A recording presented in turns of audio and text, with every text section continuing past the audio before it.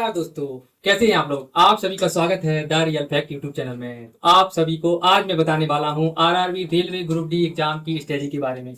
आप सभी को मालूम है कि ग्रुप डी की वैकेंसी की जो फॉर्म फिल हुए थे उसकी एग्जाम डेट आ चुकी है। वो एग्जाम डेट है आज से 17 नवंबर से स्टार्ट हो जाएगी, जिसके लिए हमें अभी लगभग 60 से 70 दिन का टाइम मिला हुआ है। तो हम आपको बताएंगे कि इस टाइम को कैसे यूटिलाइज करना है, क्योंकि हमने भी ऐसे ही टाइम को यूटिलाइज करके इस जॉब को पाया है। तो हम आपको बताएंगे इस जर्नी को कैसे सफल बनाना है, क्योंकि अभी तक तो हम पढ़ रहे थे लेकिन हमारे पास कोई एग्जाम डेट अभी नहीं आई हुई थी।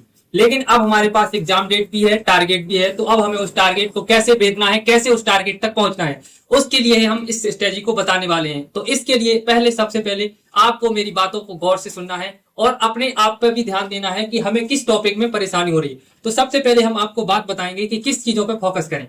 हम सबसे पहले बात करेंगे, अगर आपकी मैथ स्ट्रॉन्ग नहीं है तो सबसे ज्यादा मैथ पर ही वर्क करेंगे।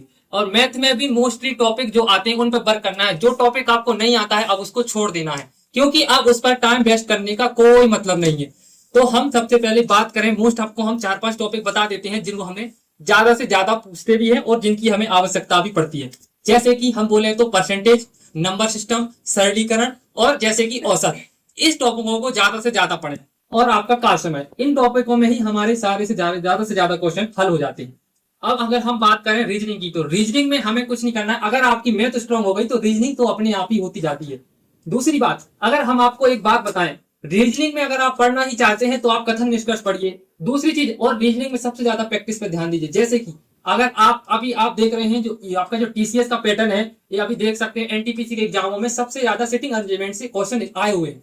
जैसे कि एक गोला बना देते हैं या एक कोई टेबल रख देते हैं। अब तो आपकी रेक्टेंगल स्क्वायर में भी वो आपकी टेबल बना के पूछने लगे हैं, पहले आपकी सर्कल में पूछा करते थे। तो इनकी प्रैक्टिस सबसे ज्यादा करें, क्योंकि ये क्वेश्चन आपके 2 से 4 क्वेश्चन जरूर मिलेंगे। और ये क्वेश्चन आपको पास करने नहीं, ये आपको फेल करने के दिए जाते हैं। क्यों? क्योंकि आप बच्चा कहता है कि ये क्वेश्चन तो हमें आ रहे हैं, क्वेश्चन तो आएगा लेकिन ये आपका टाइम वेस्ट करेगा। तो इसके लिए आपको ध्यान रखना है कि इन क्वेश्चनों को या तो आप पहले से प्रैक्टिस कीजिए या अवॉइड करके आपको इसको लास्ट में, एग्जाम के लास्ट में आपको सॉल्व करना है। आप तीसरी बात करें, सबसे मेन और सबसे, अगर आप रेलवे की रीढ़ की हड्डी मानते हैं तो रेलवे ग्रुप डी के लिए सबसे ज्यादा अगर मेन क्वेश्चन है, मेन पावर कहें तो सबसे ज्यादा साइंस। और साइंस में भी बात करें तो सबसे ज्यादा आपकी है फिजिक्स और आपकी बायो। अगर आप केमिस्ट्री कम जानते हैं तो आप फैक्ट पे बात कर सकते हैं, यानी अगर आप केमिस्ट्री में कुछ फैक्ट याद भी कर लेंगे तब तो आपका काम हो जाएगा। लेकिन बायोलॉजी में आपको डिटेल से जानकारी होनी चाहिए। नेक्स्ट, और आपको बायोलॉजी के जानकारी होने के साथ साथ आपको फिजिक्स में भी आपको न्यूमेरिकल आने चाहिए। लगभग 1 से 2 न्यूमेरिकल जरूर आएंगे, इसलिए उस पर भी आपको वर्क करना पड़ेगा।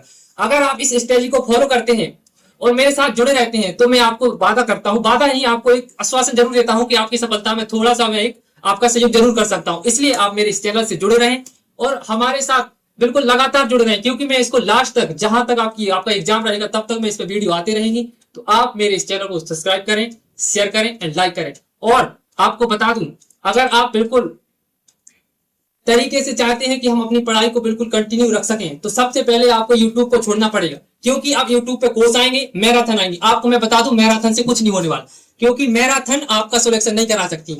क्योंकि अगर आप 10 दिन व्रत कर लीजिए और अगर आप 10 दिन का खाना एक दिन में खा सकते हैं तो आप मैराथन ले लीजिए। आप बताइए कि आप 10 दिन का खाना एक दिन में खा के आप अपना जीवन यापन कर सकते हैं? उसी प्रकार एक मैराथन है। आप एक बताइए, मैराथन होते हुए भी उस पर क्या बोला जाता है? शेयर कीजिए, शेयर कीजिए। अब आप बताइए, कंपटीशन बढ़ाया जा रहा है कि भीड़ बढ़ाई जा रही है?